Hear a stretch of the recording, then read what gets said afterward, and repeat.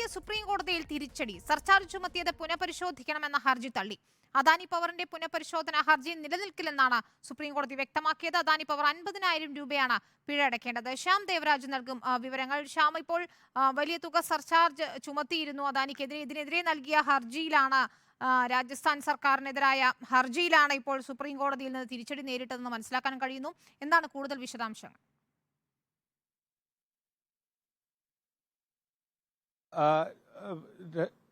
Adani power നൽകിയ ഹർജിയിലാണ് supreme കോടതി അദാനി പവറിന്റെ ഹർജി തള്ളിയത്. അദാനിക്ക് കനത്ത തിരിച്ചടിയാകുന്ന ഒരു വിധിയാണ് ഇത് ഇന്ന് സുപ്രീം കോടതിയിൽ നിന്ന് ഉണ്ടാവുകയും ചെയ്തത്.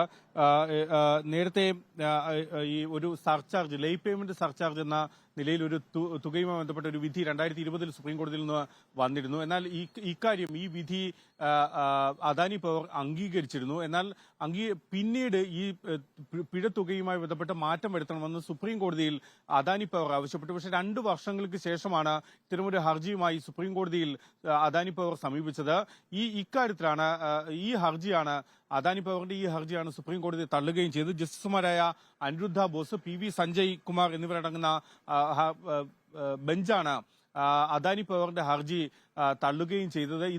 ഒപ്പം അദാനി പവർ 2 വർഷം വൈകി ഈ ഹർജിയുമായി സുപ്രീം കോടതിയെ സമീപിച്ചതിന് 50,000 രൂപ പിഴ അടയ്ക്കണമെന്നും സുപ്രീം കോടതി നിർദ്ദേശം നൽകിയിട്ടുണ്ട്. സുപ്രീം കോടതിയുടെ കീഴിലുള്ള നിയമസേവന അതോറിറ്റിക്കാണ് അദാനി ഗ്രൂപ്പ് ഈ പിഴ നൽകേണ്ടത്. 50,000 രൂപയാണ് അദാനി പവർ പിഴയായി നൽകുകയും ചെയ്യേണ്ടത്. രാജസ്ഥാൻ സർക്കാരുമായി ബന്ധപ്പെട്ടാണ് ഇത്തരമൊരു തർക്കം നേരത്തെ നിലവിലുണ്ടായിരുന്നത്.